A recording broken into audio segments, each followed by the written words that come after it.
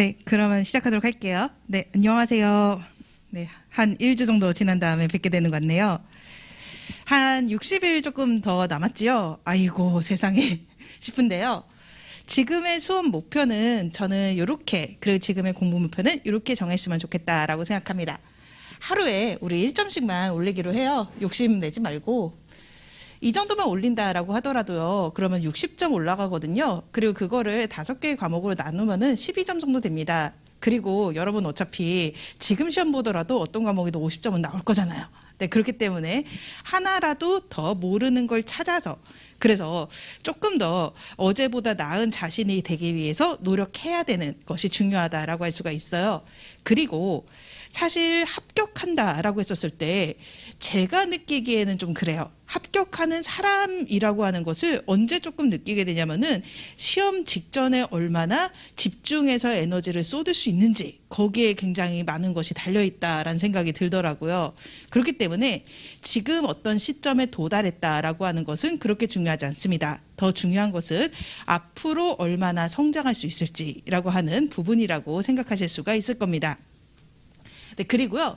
두 번째 부분은 지금쯤에 굉장히 많은 수험생들은 이런 유혹에 빠집니다. 그리고 그렇게 유혹에 빠지는 그 절박함을 저는 알고 있는데요.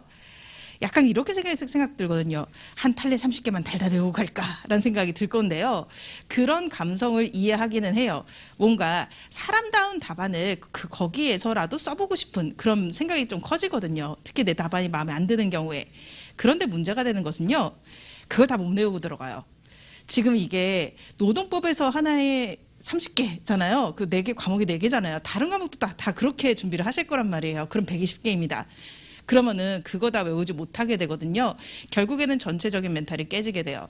그래서 어떻게 보자면은 좀 더 정석적인 방법이 수험 적합한 방법일 수도 있습니다. 암기라고 하는 것은요. 사실 그 노동법 판례가 조금 듬성듬성하고 굉장히 친절하게 설명을 하는 편이에요. 그렇기 때문에 여기에서 외워야 되는 것은 문장 전체라기보다는 키워드에 가깝습니다. 그리고 노동이나 인사 같은 경우에는 맞는 말 대잔치예요. 결국에는 옳은 것을 찾아내는 직관이라고 하는 것이 필요한데 우리가 그런 직관력을 그 짧은 수험 기간에 가질 수가 없으니까 결국 그걸 암기로 때우는 거거든요. 그래서 결국 암기는 키워드 위주로 얇게 가져갑니다. 그리고요. 그 암기된 키워드를 읽는 부분 이것은 자신의 능력으로 채울 수가 있어요. 공부를 열심히 하면은. 그래서 내가 외운 키워드들을 어떻게 이어서 그럴싸한 문장을 만들어 갈지라고 하는 이 부분에 대한 것은 자신의 손을 믿어보려고 하는 것이 좋습니다. 그리고 어거지로라도 어떻게든지 단어로 외워가지고서 혹은 두 문자로 외운 것을 나의 문장으로 써보려는 노력을 하는 것이 좀 필요해요. 이게 노동에서도 필요하고 인사 같은 경우에도 필요한 요소라고 할 수가 있습니다. 그래서 암기 자체는 얇게 가져가시고 자신의 손을 믿는 쓰는 연습이라고 하는 것을 좀 해주실 필요가 있습니다. 그리고 제가 단톡방 정확히 얘기하면 오픈 채팅방을 파둔 게 있어요. 원래 1기 끝나고 나서 그리고 나서 복습 자료를 드리려고서 이 방을 파놨었는데요. 2기와 3기 사이에 텀은 너무 짧았기 때문에 그래서 새로 복습할 걸 던져드리기는 못할 것 같아가지고서 새로 2기 때는 파지 않았어요. 그래서 이 방을 계속 운영을 하려고 하는데요. 이지의 노동법이라고 하는 것을 오픈 채팅방에 카카오톡 검색을 하시고 비번이 1016입니다. 요거를 치시면은 이 단톡방에 들어오실 수 있어요. 여기서 질문을 해주셔도 되시고요. 저는 여기에서 최신 판례가 나오거나 혹은 지금은 좀 요거를 좀 할 거예요. 좀 특별히 좀 어렵거나 까다로운 것들 이런 것들에 대해 가지고서 약간 포스팅 같은 거 제 블로그에도 하지만 그걸 올려드릴 생각이거든요. 그래서 여기 들어와셔가지고서 그런 정보를 좀 받아가셔도 좋을 것 같다라는 생각이 듭니다. 네, 그리고 3기 커리는요 이런 식으로 진행이 될 거예요. 상당히 제가 빡세게 시키고 있고요. 그리고 욕심을 내 가지고서 문제를 좀 많이 만드는 제가 좀 문제 만드는 거를 또 좋아하는 편이라서 네, 그렇게 하고 있는데요. 1교시와 2교시 즉 본시험에서는요. 약간은 어렵지만 그래도 수험 적합성을 놓지 않은 문제들로 출제를 하려고 하고 있습니다. 다만 난이도를 낮출 생각은 없고요. 그리고 목차 시험은요. 여기에서는 제가 좀 추구하는 것이 약간의 광기다라고 한다면은 이쪽에서는 좀 많은 광기를 좀 추구를 하고 있습니다. 본 시험에서 내기에는 약간 좀 지저분하거나 조금 어렵거나 이런 것들을 목차 시험에다가 내려고 하고 있어요. 그래서 목차 시험의 난이도는 조금 높게 가져갈 생각을 하고 있습니다. 이 목차 시험에 대해서요, 제가 30분을 드리는 걸로 강의 계획서에 있는데요. 수업은 2시 20분에 시작하기 때문에 그때까지 자유롭게 작성을 해주시고요. 그리고 여기에 대한 것도 제출을 하시면은 피드백을 해드리도록 하겠습니다. 네, 그리고요, 여기는 점수가 나가고 여기는 점수는 안 나갑니다. 매길 수가 없죠. 네, 그리고 강의는 3가지로 진행이 될 겁니다. 첫 번째로는요, 당연히 지금 시험 보셨던 것들에 대한 강평 들어갈 거고요. 그리고 두 번째로는 채점평 지난 시간에 했었던 그거에 대한 것을 같이 들어가려고 합니다. 중요한 부분은요, 사실 이렇게 볼 수 있어요. 똑같이 쓰는 거는 이거는 괜찮아요.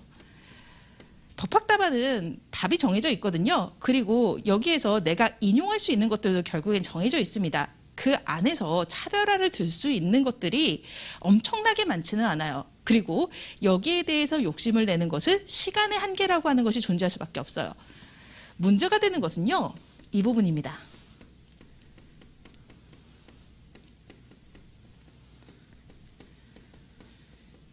이것을 경계를 해야 돼요. 교수님들이 왜 그런지 모르겠는데 이제 채점평 서비스도 안 하신다라고 하시잖아요. 근데 채점평 서비스를 할 때 막 이런 말이 있단 말이에요. 천편일률적인 수험가의 답안 이러면서, 그래서 교수책을 읽고서 정석적으로 공부해라, 약간 이런 취지의 그 채점평을 쓴단 말이에요. 근데 그게 여기 때문에 등장하는 것이 아니라요, 사실은 이쪽 때문에 등장하는 것이다 라고 할 수가 있습니다. 그래서 공통적으로 실수하는 것들에 대해서요, 나는 실수하지 않는 것, 이것이 합격에 굉장히 중요한 요소라고 할 수가 있어요. 그렇기 때문에 그런 부분들을 찝는 채점평 강의를 하게 됩니다. 네, 그리고요, 아마도 3기에서 조금 특이한 부분이라고 할 수 있는 건데요, 테마적으로 심화 강의라고 하는 것을 할 거예요. 요건 어떤 거냐면은 약간 우리가 하는 법이, 노동법이 상당히 실제법이고, 어떻게 보자면 좀 이렇게 굉장히 법 조문은 정당한 이유 이런 식으로 되어 있는 좀 말랑말랑한 판례법이라고 할 수가 있을 거예요. 그렇기 때문에 이 것들에 대해서 근기법과 노조법을 함께 아우르는 공통의 논리와 같은 것이 있습니다. 네, 그래서 그런 것들을 조금 테마로 삼아가지고서, 그래서 이번 주 같은 경우에는 형량이라고 하는 개념에 대해 가지고서 요거를 한번 살펴보려고 하고요. 이런 식으로 각각의 테마를 잡아가지고서 매주마다 강의를 진행하도록 하겠습니다. 그리고요, 다음으로는요, 정리 강의를 할 거예요. 5주 동안 이 정리되어 있는 부분들의 키워드 정도를 암기해보자 라고 생각하는 것을 조금 목표로 삼아주시면 좋을 것 같습니다. 복습하실 때. 지금 목차 시험 뒷부분에 제가 표를 여러 개를 만들어 놨었어요. 이 표에 제목을 보고서 여기 있는 내용을 채울 수 있는지라고 하는 것을 먼저 가늠해 보시고, 이거 먼저 채워볼 수 있다면 그러면은 어느 정도까지는 문제를 해결할 수 있다라고 볼 수 있을 겁니다. 그래서 이런 부분들을 조금 꼼꼼히 챙겨가시면 좋을 것 같다라는 생각이 듭니다. 네, 그리고요, 진도에 대해서 잠깐 시험 범위에 대해서 말씀을 드리면은요, 1회 같은 경우에는 보시다시피 근로계약, 취업규칙, 그리고 임금과 관련된 부분에다가 약간 뒷부분을 가미하는 식으로 나섰습니다. 그리고요, 2회 같은 경우에는 근기법의 뒷부분을 할 거예요. 앞부분에 썼으니까 인사, 징계, 해고, 그리고 각각의 특별법, 요걸 할 거고요. 하지만 여기서도 마찬가지로 플러스 알파로 앞에 부분이 조금 나올 수가 있는 그런 형태로 문제를 만들 겁니다.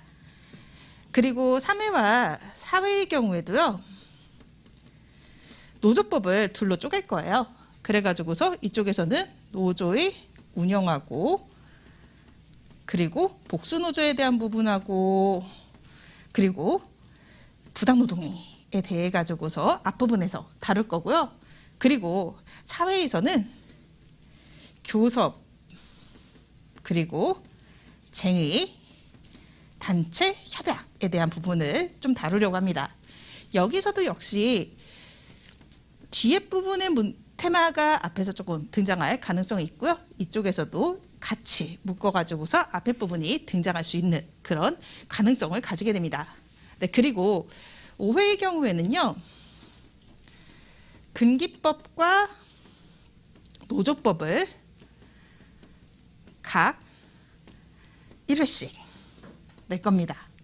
그리고요. 마지막으로 이 부분에서는 강의는 최신 판례 별로 없을 겁니다. 왜냐하면은 지금까지 나온 것들은 지금 이 강의에다가 좀 녹이려고 하거든요. 앞부분에서. 그리고 나머지로서 근기법, 노조법과 연계되어 있는 민법과 같은 부분들 이런 것들을 조금 다루면서 정리를 해가는 그런 식으로 내용을 구성을 하도록 하겠습니다. 네, 그래서요. 지금 이제 시작하려고 하는 것은요. 1교시 1문부터 강평에 들어가도록 하겠습니다. 1교시 1문 문제는 당황스럽게도 3분설로 쪼개졌습니다. 여기에 등장하는 근로자 값도 불쌍하고 여러분들은 불쌍한 그런 느낌이라고 볼 수가 있을 것 같은데요. 네, 여기에서 1문하고 2문 정도는 따끈따끈한 최신 판결입니다. 출제 가능성이 상당히 높기 때문에 잘 봐두실 필요가 있습니다. 그러면은 1문부터 보도록 하겠습니다. 갑은요. 자신에 대한 정규직 전환 거절은 해고라고 했었어요. 이 갑은 딱 1년간 근로계약을 체결한 기간제 근로자였었죠. 이 기간제 근로자였던 갑이 자신에 대한 정규직 전환 혹은 재계약 거절을 해고라고 합니다. 그럼에도 불구하고 서면이 아닌 구두로 통보했으니까 근기법 제27조에 반하여서 해고는 무효다라고 주장을 하고 있어요. 이 주장이 타당한지라고 하는 게 문제가 되거든요. 그리고 꼴랑 10점으로 문제를 냈습니다. 10점짜리 문제였기 때문에요. 여기에서는 정규직 전환 기대권이나 갱신 기대권 그리고 기간의 정함이 형식에 불과한지와 같은 것은 논하지 말라라고 하는 조건도 붙여놨습니다. 그리고요. 여기에 대해서 판례는 이렇게 보고 있습니다. 결론부터 말씀을 드리면은요. 지금 이 사안에서 갑이 정규직 전환 기대권이나 갱신 기대권을 가질지라고 하는 부분은요. 수험적으로 이런 케이스가 나왔다라고 한다면은 가졌다라고 우겨야겠지만 현실에서는 불분명합니다. 그래서 기대권을 가지고 있는지라고 하는 것은 법원이나 노동위원회에서 다투어질 성격일 것이라고 보거든요. 그렇기 때문에 정당한 해고임에도 기간제 근로자에 대해서 정당하게 갱신을 거절했음에도 근기법 제27조가 적용되어서 해고가 무효가 되는 건 조금 이상하다라고 볼 수가 있거든요. 네, 그렇기 때문에 기간제 근로자에 대한 계약 만료 통보 그리고 갱신 거절에 대해서는 근기법 제27조가 적용되지 않는다라고 하는 것이 판례의 입장입니다. 그래서 그 근거를 찾아서 답을 작성해 주셔야 되시는 그런 형태의 문제였다라고 할 수가 있습니다. 네, 그리고요. 이 갑의 근로계약 기간은요. 1월 1일부터 해서 12월 31일까지입니다. 총 365일이라고 할 수가 있어요. 그리고요. 현재의 판례는 이렇게 보고 있습니다. 365일만 근로를 해요.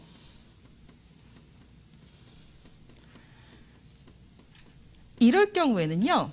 근기법 제60조 2항에 따른 연차만 발생한다라고 봅니다. 그렇기 때문에 2월 1일에 1개, 3월 1일에 1개 이렇게 해가지고서 총 11개만 발생한다라고 보는 거죠. 그리고요. 그러면은 근기법 제60조 1항 1년간의 근로에 따라 가지고서 15일의 연차가 발생하는 것은요. 366일 근무했을 때부터예요.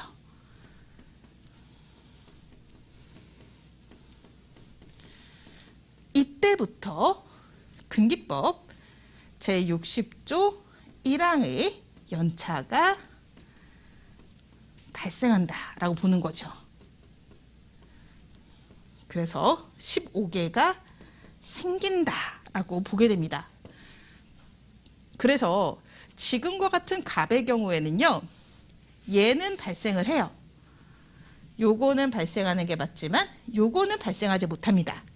1월 1일까지 근로자 지위에 있지 않아서 네, 이렇게 되고 있습니다. 하루 차이로 많은 것이 달라진다라고 할 수가 있겠죠. 네, 그리고 이번에는 산문 보도록 하겠습니다. 산문 내용이 쓸데없이 긴데요. 여기에서 제가 A사가 이렇게 10월 1일부터 10일간 연차 8게임을 고지하고, 그리고 나중에는 12월이 되니까 연차를 다시 고지하고 했었던 이 내용들을 조금 구체적으로 말씀을 드렸는데요. 지금 이 사안에서는요, 먼저 발생한 연차 9개에 대해서도 촉진을 정상적으로 했습니다. 그리고요,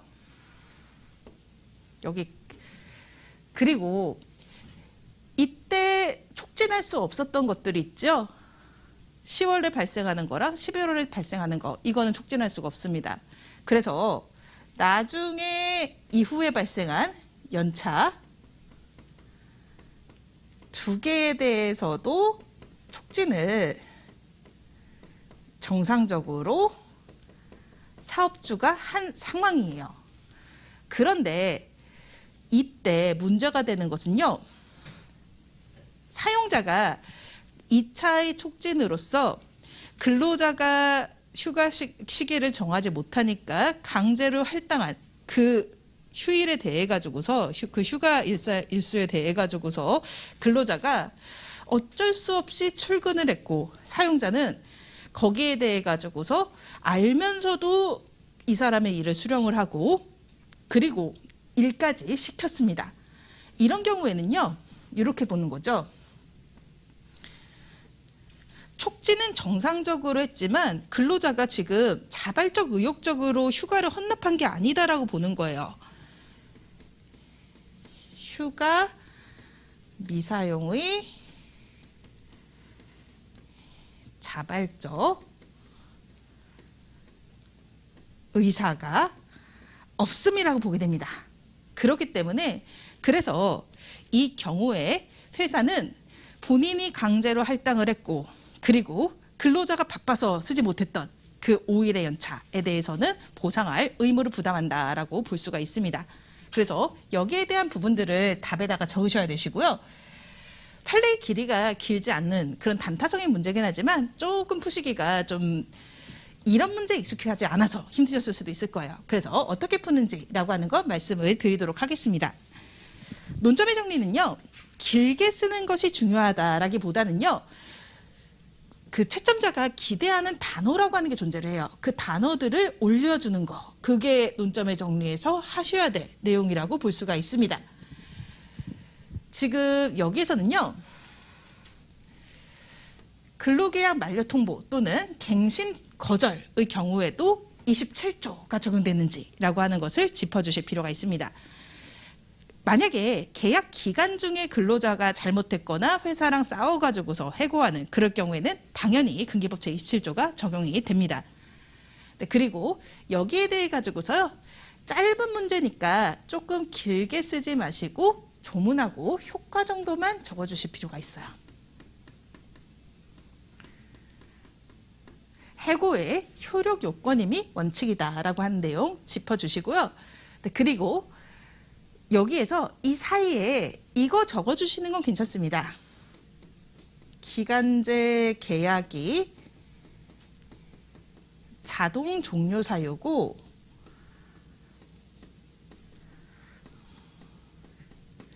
예외적으로 해고가 된다라고 하는 시스템, 이거를 적어주셔도 좋아요. 그러면은 좀 더 답안이 좋은 인상을 받습니다. 하지만 10점짜리 문제였기 때문에 저는 본론으로 들어갔습니다. 네, 그래서 보도록 하겠습니다. 판례는요. 기간제 근로계약은 원칙적으로 그 기간이 만료됨으로써 당연히 종료하는 것이다 라고 보고 있습니다. 그렇기 때문에 근로관계의 지속에 대한 신뢰나 기대 역시 동일하다라고 평가할 수는 없어가지고서요. 갱신거절의 종부 및 시기와 사유를 명확하게 할 필요성이 일반적인 해고의 경우에 견주어서 크지 않다라고 보고 있고요. 그리고 근기법 제27조의 내용과 취지에 비추어서 갱신거절의 통보를 하는 경우에까지 법 제27조를 준수하였다고 예정하였다고 보기 어려워서 그래서 근기법 제27조는 적용되지 않는다라고 봄이 타당하다라고 보고 있습니다. 여기에서는요. 신뢰와 기대, 필요성, 예정이라고 하는 이 세 가지가 키워드가 됩니다. 네, 그리고요. 이런 형태의 문제의 경우에는요. 사실 사안의 적용 열심히 쓰세요 말을 되게 많이 드렸었지만 지금 같은 성격의 문제는 쓸 말이 없어요. 쓸 말이 없을 때는 간단하게 끝내고 다음 이문에서는 좀 적용이 적을 게 있거든요. 그래서 이문 쪽에 시간을 버시는 게 낫습니다. 그래서 여기는 심플하게 설문일의 해결로 들어가가지고서 기간을 정한 근로계약을 체결했고 만료로서 종료한 것이니까 기대권의 인정 여부는 변론으로 하고 만료 통보에 대해서 근기법 제27조가 적용된다 보긴 어렵다라고 해서 갑의 주장이 타당하지 않다라는 식으로 정리를 해주시면 됩니다. 네, 그리고 나서요. 논점의 정리 설문 2 들어가도록 하겠습니다. 딱 1년간 근로계약을 체결한 이거는 365일 근로한 경우에 대한 부분입니다. 정규직으로 근로계약을 체결했는데요. 딱 365일이라고 그만둔 사람의 경우에도 같은 법리가 적용이 되게 돼요. 계약의 형식의 문제가 아니라 이 사람이 딱 365일 근로했었을 때 연차가 발생하냐 마느냐라고 하는 부분의 문제입니다. 그리고 지금 판례가 새로 나오진 않았지만요. 정년인 근로자분들 계시잖아요. 이런 분들의 경우에도 1월 1일까지 근무를 하신 게 아니라 12월 31일까지 근무를 하셨던 케이스다라고 하는 경우에는 같은 법리가 적용이 되게 됩니다. 네, 그러면은 보도록 하겠습니다. 논점의 정리는요. 딱 1년간 근무를 마치고 퇴사한 근로자에게 60조 2항의 연차 유급 휴가와 60조 1항의 휴가가 중첩적으로 적용되는지라고 하는 것을 문제 삼아 주실 필요가 있습니다. 그리고 여기에서 머리가 아픈 부분은 뭐냐면요. 결국 얼마나 조문을 베껴야 되는가 이게 가장 힘드셨을 수도 있을 거예요. 필요한 것을 요약해서라고 볼 수가 있습니다. 연차 유급 휴가에 대해 가지고서요. 근기법 제60조 1항과 2항이라고 하는 이 두 가지는 필요합니다. 그리고요. 요거는 꼭 적어주실 필요는 없는 건데요. 제가 설명을 위해 가지고서 조금 밑에다가 그 단서를 달았습니다. 개정 근로기준법은요. 원래는 근기법 제60조 3항에 이런 규정이 있었어요. 최초 1년간의 근로에 대해서 근기법 제60조 2항의 휴가를 포함해서 15일의 연차가 발생하고 근로기간이 1년 미만일 때 사용한 연차는 15일에서 공제하도록 하고 있습니다. 그렇기 때문에 근기법 제60조 3항 옛날의 규정에 따르게 되면은요. 2년간 총 15일의 연차가 발생한다라고 볼 수가 있었어요. 과거에는. 이렇게 볼 수 있었는데 이게 좀 말이 많았었어요. 당시에 신입사원의 연차를 어떻게 맘대로 쓰냐라고 해가지고서 그래서 항의도 많이 들어오고 그러니까 국회가 여기에 대해서 이렇게 대응을 했습니다.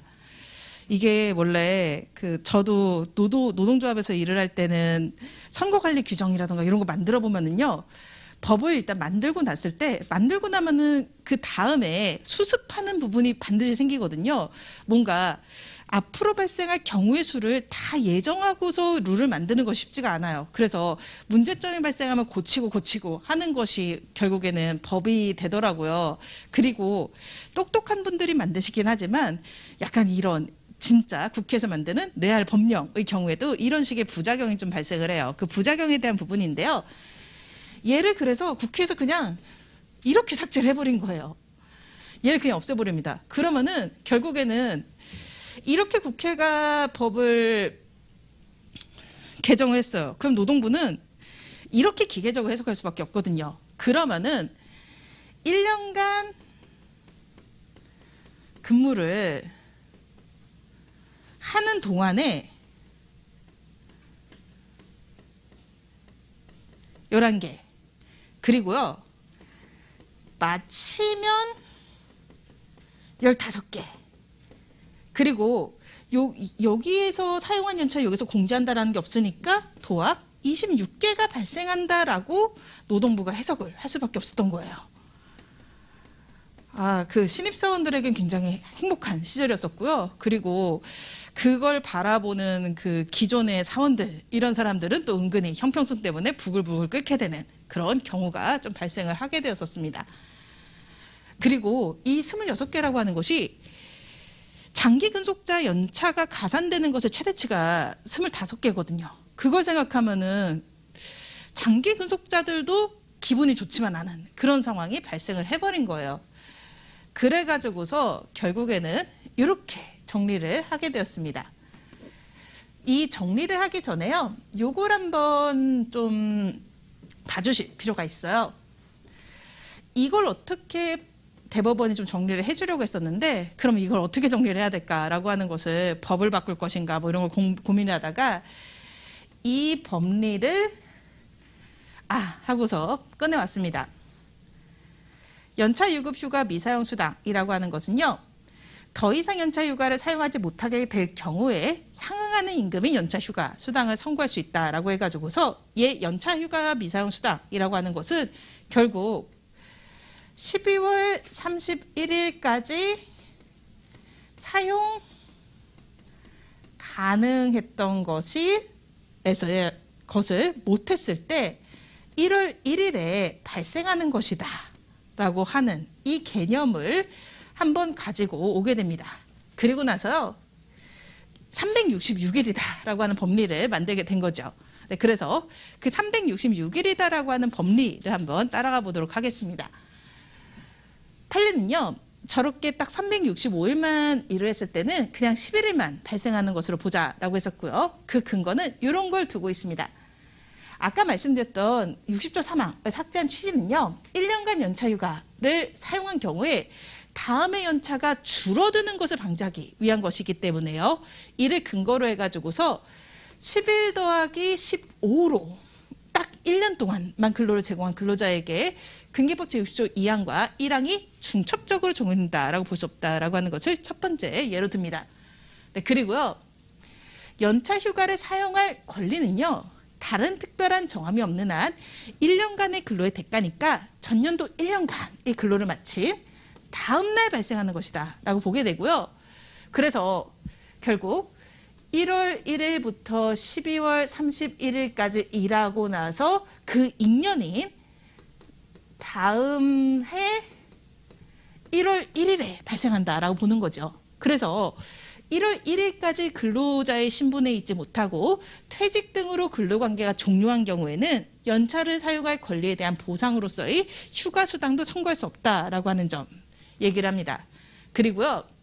근기법 제60조 4항 이거는 그거죠. 장기 근속자에 대해 가지고서 3년 차가 넘고 나면은 2년에 한 번씩 연차 자산해 주는 거. 그래서 꽉 채워서 3년 된 해, 5년 되는 해, 7년 되는데 9년 되는 해 이런 식으로 하나씩 늘어나는 그런 연차도요. 맥시멈 25까지 부여를 받게 되는데 26개를 신입사원이 받아가는 거. 이거는 형평의 원칙에 반하는 측면이 있다라고 하는 점. 그리고 연차휴가 수당 청구권은 전년도 1년의 근로에 대한 대가라고 하는 점과 그리고 휴가지 돈이 아니거든요. 연차는. 그래서 15일 돈으로 받아가는 것이 그 취지에 맞지 않는다라고 하는 점을 들게 되었습니다. 네, 그리고요. 이런 문제를 푸셨을 때 중요한 부분은요. 앞에 설문 1도 마찬가지입니다. 결과랑요. 근거가 중요하고요. 여기에서 근거라고 하는 것은 좀 개수를 의미를 하게 됩니다. 이 판례를 복사하라라고 하는 의미가 아니라요. 판례가 들었던 근거를 한 몇 개 정도 잘 들었는지라고 하는 걸 보게 돼요. 두 문자를 뭐 쉽게 따본다라고 한다면은 중첩적 전년도 더 우대 그리고 전년도 1년간의 근로 대가라고 해가지고서 네, 그 중전마마 같은 높으신 분들은 좀 우대를 받게 되겠죠. 뭐 그래서 중전 우대 뭐 이런 식으로 외워주셔도 되실 것 같습니다. 네, 이렇게 해주시고요. 그리고 적용은 간단히 가셔도 됩니다. 갑의 경우에요. 근기법 제60조 1항의 연차가 발생하는 시기는요. 22년 1월 1일입니다. 근데 그때 갑은 근로자 신분에 있지 않아요. 그렇기 때문에 이 사람에게 발생하는 연차는 이 항에 따른 최대 11일로 봐가지고서 갑의 주장은 타당하지 않다라는 식으로 얘기해 줍니다. 근데 갑이 조금 불쌍하죠. 열심히 일을 했는데 재계약도 안 되고 연차도 못 받고. 네, 그리고 설문 3으로 가도록 하겠습니다. 논점의 정리에서는요. 여기서는 이 부분을 좀 살려주실 필요가 있어요. 사용자가 형식적으로는 촉진제를 실시했지만 미사용이 자발적 의사가 아닌 경우에도 보상 의무를 면하는지라고 하는 것을 체크를 해주시고요.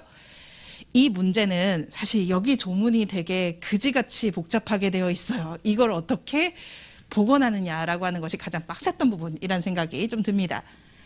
네, 그러면은 연차유급휴가 사용 촉진제도에 대해 가지고서 한번 제도를 요약한 것을 소개를 해드릴게요.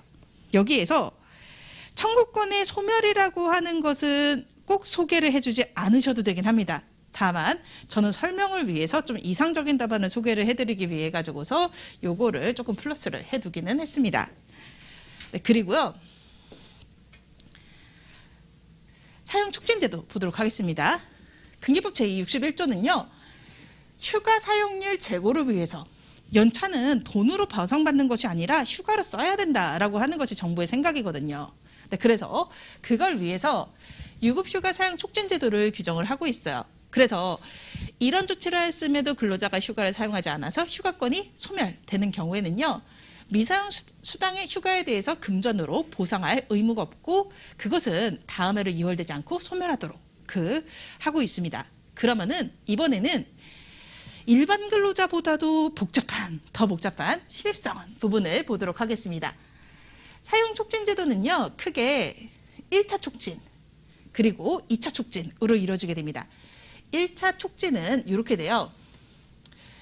연차 휴가를 좀 정산을 할 만한 그 일정한 시점이 와요. 그러면은 사용자가 근로자한테 공지를 해야 됩니다. 너는 휴가가 몇 개가 있는데 너는 그중에서 몇 개를 사용했고 몇 개를 사용하지 않았어. 그러니까 언제 사용할 건지는 나한테 알려줘 라고 하는 얘기를 해요. 그러면은 근로자가 그럼 저 언제 쓰겠습니다 라고 얘기를 합니다. 근데 근로자의 입장에서도요. 바쁘거나 그러면은 그 시기를 특정하기 좀 어렵기도 하거든요. 내가 갈 수 있어야지 정하는 거잖아요. 그래서 못 정해요. 그러면은 사용자가 휴가를 강제로 할당을 해줍니다. 이게 2차 촉진이라고 볼 수가 있어요. 그래서 1차와 2차로 이루어져 있는데요. 신입사원의 경우엔 이런 특징이 있죠. 한 달 근로하면은 하루의 연차가 발생을 해요.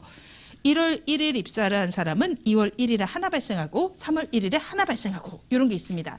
그렇기 때문에 그래서 그 특성상 얘를 분리해서 접근을 하게 돼요. 최소한 그 연차를 쓰려면은 한 3개월 정도의 시간은 두고서 그 안에서 좀 자기가 골라서 쓰는 것이 맞잖아요. 그렇기 때문에 10월쯤에 연차 촉진 제도를 할 필요는 있어요. 늦어도. 그렇기 때문에 먼저 발생한 연차 9일의 경우에는요. 3개월 전을 기준으로 해가지고서 1차 촉진을 실시를 하게 됩니다. 그리고요. 그런데 근로자에게는요. 그 10월이 지나고 나서 10월 달 그리고 11월 달 이 두 개의 연차가 또 발생을 하잖아요. 그 나중 발생한 연차에 대해서도 촉진을 해줘야겠죠. 이거는 한 달 전을 기준으로 해가지고서 1차 촉진에 들어가게 되고요. 그리고 사용자가 이것에 대해 가지고서 근로자가 지정해주지 않았을 때 강제 할당하는 시기라고 하는 것은요. 먼저 발생한 연차 9일의 경우에는요. 2개월 전까지 사용자가 강제 할당해주라고 합니다. 그리고요. 나중에 발생하는 2일에 대한 부분은요. 10일 전까지 강제 할당을 하라고 이렇게 제도를 분리해 가지고서 규정을 하고 있습니다. 여기에 대한 내용이 법에서는 복잡하기 때문에요. 그래서 지금 제가 지금 밑줄 쳐놓은 부분이 있죠. 요런 것을 기준으로 해가지고서 그냥 최대한 요약해가지고서 적어주시는 것이 조금 더 나은 방안이라고 볼 수가 있을 겁니다. 그래서 요거를 최소한의 내용은 얘기를 해줘야 되고요. 그리고 이 사용촉진제도라고 하는 게 이런 부분이 생겨요. 법에서 이 촉진제도를 만들었던 것은요. 근로자를 도와주기 위한 거거든요. 연차를 연차답게 쓰라라고 하는 차원에서 만들어준 거예요. 그런데 이게 악용될 수가 있거든요. 사용자는 이제 형식적으로 그냥 문서로 줘버리면 돼요. 그러면 근데 근로자가 바빠요. 그러면은 어쩔 수 없이 나옵니다. 그러면은 사용자는 돈으로도 보상해주지 않게 되는 그런 효과가 발생을 하잖아요. 거기에 대해서 최소한의 제동은 걸 필요가 있습니다. 그래서 최근 판례가 이걸 얘기를 하고 있어요. 이 경우에 휴가 미사용은 자발적 의사에 따른 것이어야 된다라는 얘기를 합니다. 그래서요. 자발적 의사인지라고 하는 것은 두 가지를 보게 됩니다. 근로자가 나왔어요. 그러면은 사용자가 왜 나왔니? 너 집에 가라는 얘기를 해야 되는 거예요. 그런 얘기를 했었던 기록이 남아 있어야 됩니다. 네, 그리고요. 두 번째.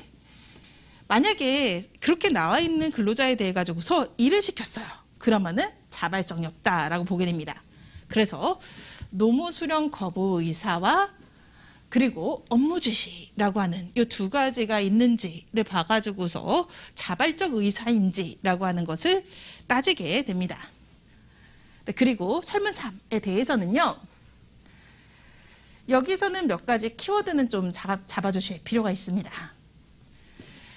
A사는 형식적으로는 사용촉진제도를 잘한 것은 맞아요. 하지만 본인이 지정한 시기에 출근한 갑에 대해서 얘가 근로한다는 사정을 인식을 했지요. 일까지 시켰으니까. 그리고 노무 수령 거부의 의사표시를 명확하게 하지 않았습니다. 그리고 업무 지시까지 했었어요. 그래서 이런 부분을 들어서 자발적 의사가 아니다라고 하고요. 여전히 보상 의무를 부담한다라는 표현을 써가지고서 이 부분을 마무리해 주실 필요가 있습니다. 저는 지금 경영조직이라던가 다른 과목에서의 분설이 늘어나고 있는데요. 노동법 역시 그 분설이 늘어날 가능성이 굉장히 높다라고 생각을 합니다. 이것이 올해 유형이 바뀔지 아니면은 그 유형이 내년에 바뀔지라고 하는 것은 모르지만 올해 바뀔 가능성도 있으니까 준비를 해야 된다라는 생각이 들고요. 그리고 이럴 경우에 첫 번째로 문제를 이렇게 짜잘하게 분설하는 형태의 문제가 나온다라고 한다면은 난이도를 그렇게 어렵게 잡아주진 않을 거예요. 그렇다라고 한다면은 이런 식으로 단타성의 판례를 여러 개 물어보는 문제가 나올 수도 있을 겁니다. 그래서 이런 유형에도 조금 익숙해질 필요가 있다라는 생각을 하고 있어요. 그리고 이렇게 분설이 짜잘한 문제들이 차라리 좀 나아요. 저는 이렇게 바뀌기를 조금 원하거든요. 이게 조금 더 공정해요. 하나의 판례를 놓쳤다라고 하더라도 전체적으로 답안을 잘 썼을 때 그렇게 많은 점수를 잃지 않기 때문에. 그리고 우리 시험의 고질적인 문제가 천하제일 판례 암기하기 놀이가 된다라고 하는 부분인데요. 그런 부분에 대한 문제점도 상당히 해소가 가능하다라고 볼 수가 있어서 그래서 아마도 바뀔 것 같기는 합니다. 네, 그래서 이문 역시 분설을 치는 형태로 문제를 구성을 했습니다. 이문의 경우에는 사안의 적용에 좀 적어야 될 것들이 좀 존재를 하고 있어요. 네, 그러면은 보도록 하겠습니다. 첫 번째 문제입니다.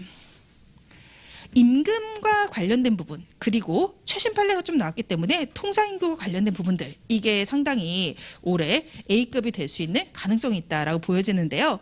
이 중에서 임금과 관련해서 가장 기본적인 문제를 한번 냈습니다. 포상금이라고 하는 것은요. 근로자가 마케팅에 있든 어떤 업무에 있든지 간에 근로계약상의 업무는 아니지만 그래도 회사에서 중요한 상품권을 팔았을 때 지급하는 금액입니다. 그리고 여기에서 가장 문제가 되는 건 뭐냐면요. 임금이라고 하는 것은 지급 의무가 있어야 되는데 이런 포상금은 상품권을 하나도 못 팔았거나 아니면 되게 조금만 팔았을 때는 지급하지 않을 수가 있는 거예요. 그래서 안 줄 수 있음에도 불구하고 지급 의무가 인정되는지라고 하는 것이 핵심이라고 할 수가 있습니다. 그리고 임금이나 통상임금 같은 게 나왔을 때는요. 이 표현을 써주시는 게 좋아요. 실질적 지급 기준에 비추어서 라고 하는 표현이 들어가는 것이 좋습니다. 네, 그리고 여기 있는 내용 한번 보도록 할게요. 아래쪽 박스를 보려고 하는데요. 지금 A사는요. 여기는 이런 데 생각하시면 될 거예요. 금강재화 같은 데를 생각을 하시면 될 겁니다. 금강재화 하면은 여러분들이 떠올리시는 것 중에 하나가 상품권이라고 하는 걸 겁니다. 선물할 때 많이 쓰죠. 그래서 매출 중에서 상품권의 판매가 차지하는 비율이 절대적이었던 측면이 있어요. 그래서 영업을 하든 물류를 하든 마케팅을 하든 아니면은 기획을 하든 어찌 되었던지 간에요. 이 회사에서는 상품권이 팔려야지 매출이 나옵니다. 그렇다라고 하는 것은요.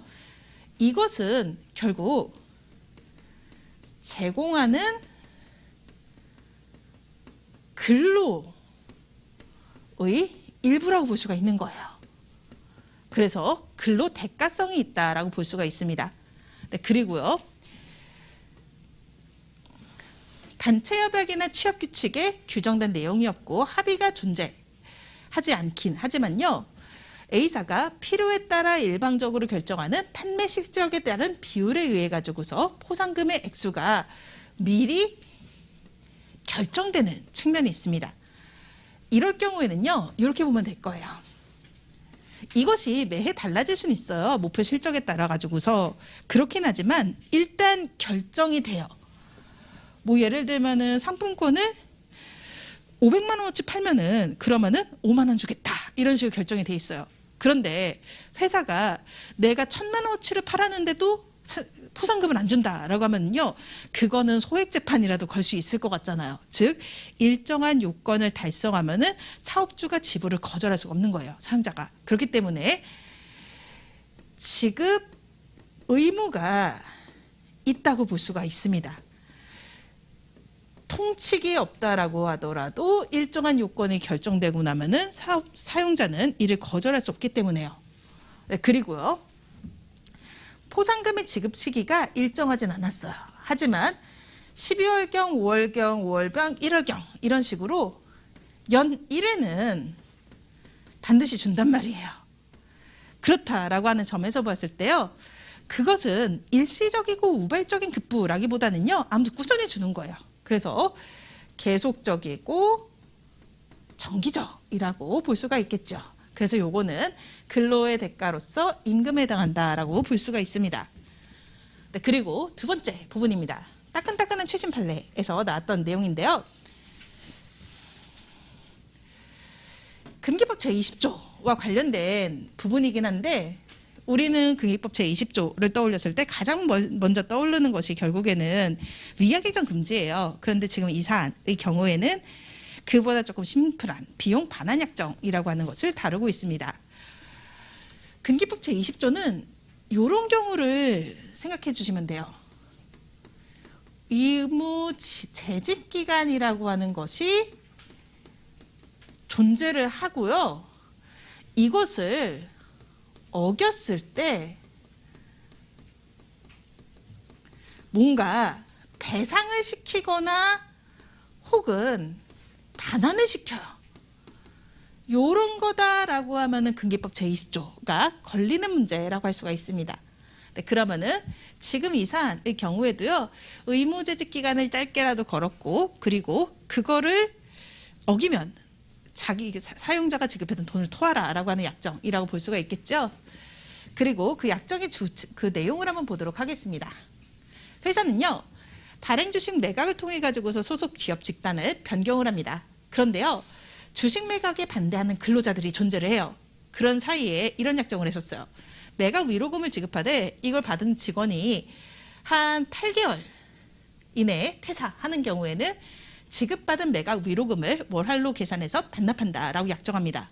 이 약정을 왜 하냐라고 한다면요.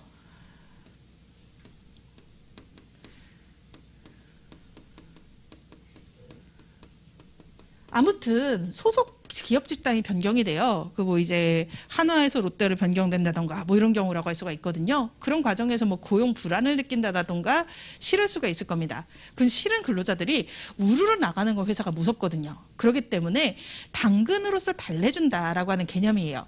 그런데 회사는 그래도 최소한의 본전은 찾고 싶은 거죠. 그렇기 때문에 의무 재직 기간을 짧게 걸어둔 거고요. 그리고 여기에 대해 가지고서 어겼을 때는 월할 계산한다라고 두고 있습니다. 이런 경우다라고 한다면은요, 이것은 근로자에겐 이것은 뭔가 마땅히 지급받아야 될 임금이라기보다는 뜻밖의 이득이에요. 개이득에 속하는 거거든요.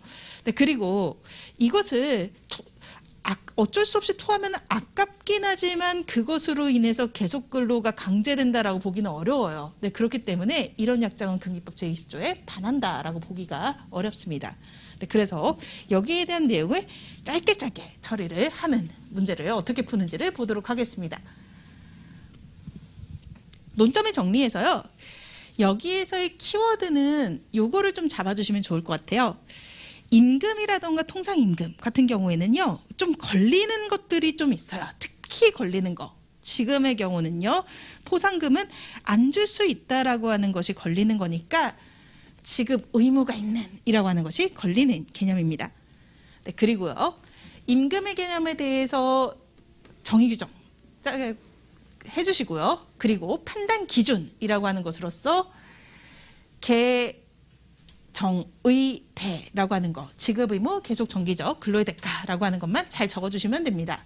네, 그리고요, 이 중에서 근로의 대가라고 하는 것은 한 번 더 설명을 하게 되면은요, 이 금품 지급 의무의 발생이 근로제공과 직접적으로 관련되거나 밀접하게 관련된 것, 이것을 근로의 대가라고 봅니다.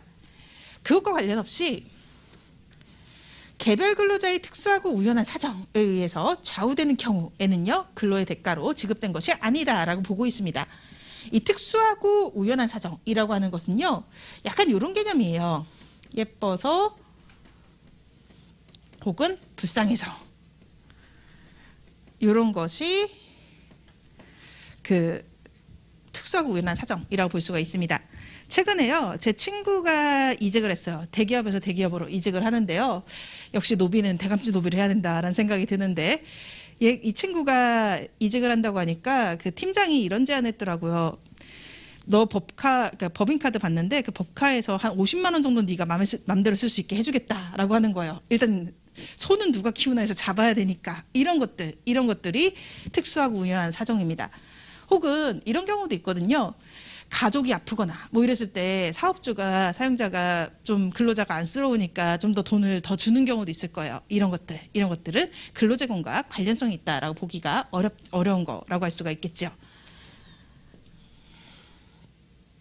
네, 그리고 나서 지금 이 사안에 대해 가지고서 한번 들어가 보도록 하겠습니다. 여기에서는요, 근로대가성 지급 의무 그리고 계속 정기라고 하는 것들을 하나씩 1대1로 매칭을 해주실 필요가 있어요. 포상금이라고 하는 것은 금강제화에서의 상품권은 역점을 두는 사업이라고 할 수가 있겠죠.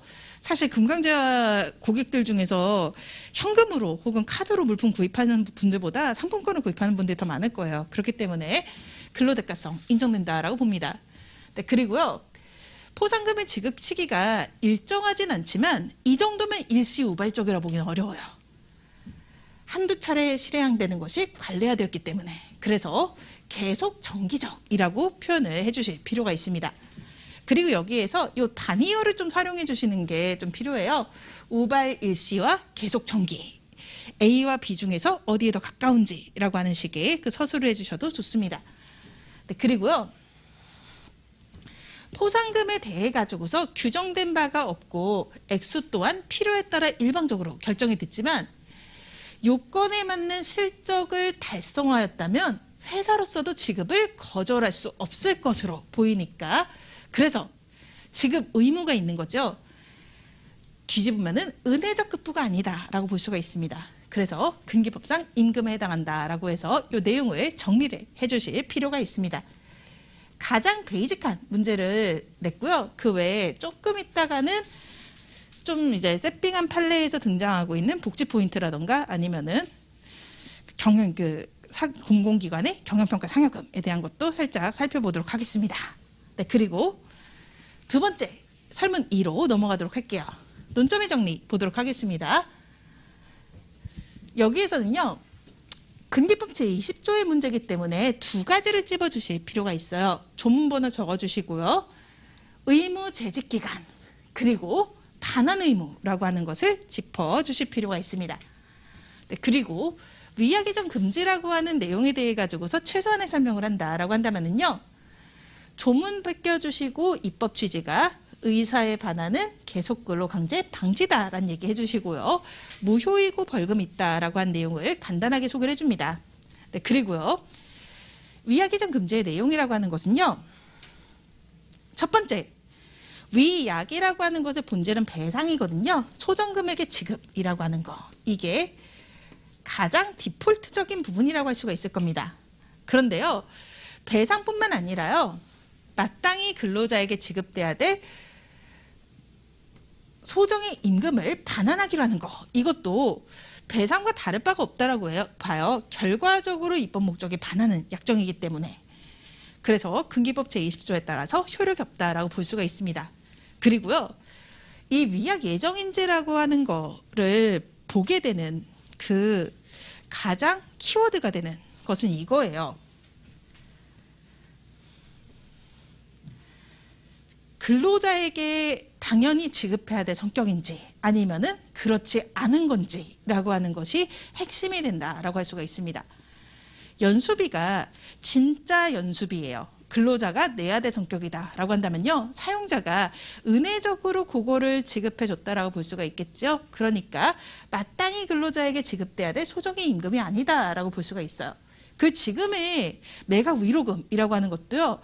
회사가 뭐 나름대로의 자기의 필요가 있어서 그런 결단을 내리긴 했지만 근로자가 그걸 당연히 받아야 되는 성격이라고 볼 수는 없거든요. 그렇기 때문에 그거 역시 마땅히 근로자에게 지급해야 될 소정의 임금에 속한다라고 볼 수 없습니다. 그래서 이 부분이 사실 핵심이 된다라고 할 수가 있고요. 구체적인 판례 보도록 하겠습니다.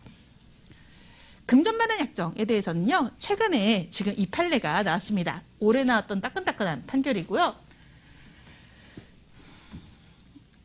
의무 근로기간의 설정 양상 그리고 금전의 법적 성격 및 규모 액수, 목적이나 경위라고 하는 것을 보게 됩니다. 그래서 이런 것을 조합하였을 때 입법 취지에 반하는지죠. 그러한 약정에 해당 금전을 지급받은 근로자의 퇴직의 자유를 제한하거나 의사에 관한 근로계속을 부당하게 강요하는 것이라고 볼 수 없다면 근기법 제20조가 금지하는 약정이 아니다라고 하게 됩니다. 여기에서 의무 재직 기간을 부여하고 그 교육비 반환 약정을 했을 때와 비슷한 그 부분들을 한번 생각을 해보실 필요가 있어요. 첫 번째 부분은요. 임금 등 근로자가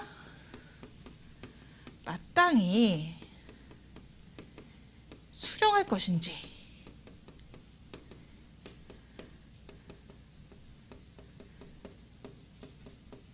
이걸 첫 번째로 체크를 하게 되고요. 두 번째는 그렇지 않다라고 하더라도요. 일시적으로 거액을 토하라라고 하면은 진짜 골치가 아파지거든요. 일단 내가 1억을 받았다라고 하더라도 어느 정도 썼는데 갑자기 다시 회사가 내놓으라고 하면은 그렇기 때문에 결국에는 반환 방법이 합리적이어서 근로자가 지불할 수 있는지 이걸 보게 됩니다. 그리고 세 번째는 의무 재직 기간이 길이를 봐요. 족쇄가 되지는 않는지 이런 것들을 보게 됩니다. 이런 부분에서 봤었을 때는요. 연수비 반환과 크게 다르지 않다라고 볼 수가 있을 거예요. 그리고 이 문제에서요, 제가 여기 세 가지 부분이 중요하다라고 말씀을 드렸는데, 여기 있는 이 세 가지 키워드를 정확하게 쓰지 못한다라고 하더라도요, 이런 것들을 봐야 된다라고 하는 점을 이해를 하고, 이런 것들을 봐야 된다는 점을 잘 시사를 해주시면은, 그러면은 답은 맞출 수가 있습니다. 그러면은 이 판례를 복사한 것과 그렇게 크게 차이가 나지 않는 형태로 그 교수님들이 인식을 하시게 될 거예요. 네, 그리고 이런 부분들이 체크 포인트가 되기 때문에 사안의 적용은 이런 식으로 흘러가게 됩니다. 이 사건의 약정의 취지라고 하는 거 보도록 할게요. 회사가 이것은요, 위로금을 지급을 하고, 이거는 그냥 근로자에게 이득을 더 주는 거예요. 당근을 주는 거고, 그런데 근로자가 약간 배신적으로 받고서 바로 퇴사를 하면은 억울하니까 반환하겠다라고 하는 거거든요. 너 지금까지 언제까지 일해라고 강제를 하고, 일 안 하면 이거 배상해라고 하는 약정으로 보기 어렵습니다. 회사가 최소한의 본전을 챙겨가기 위한 것이라고 할 수가 있거든요. 그래서 그 부분을 이런 식으로 짚어주실 필요가 있습니다. 이것은 위로금을 주고 나서 퇴사하는 경우에 반환하기로 하는 것이지, 약정이라고 하는 의무재직기간의 족쇄를 주고 위반할 경우에 배상하라라고 하는 것으로 보기는 어렵다라고 하는 거. 근로자가 피를 보진 않아요. 그냥 조금 받았던 돈이 아까운 거지.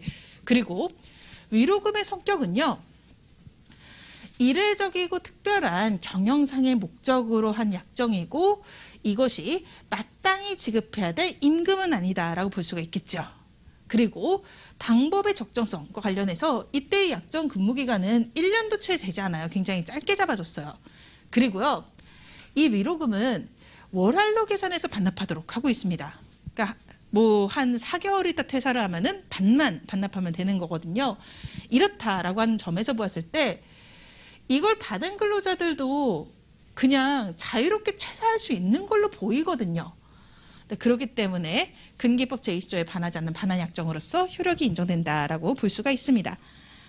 그래서 여기까지 보고 나서요, 조금 쉬었다가 목차 시험에 대해서 말씀드리고요, 그리고 심화학습에 대해서 들어가도록 하겠습니다. 한 10분 정도 있다가 다시 뵙도록 할게요.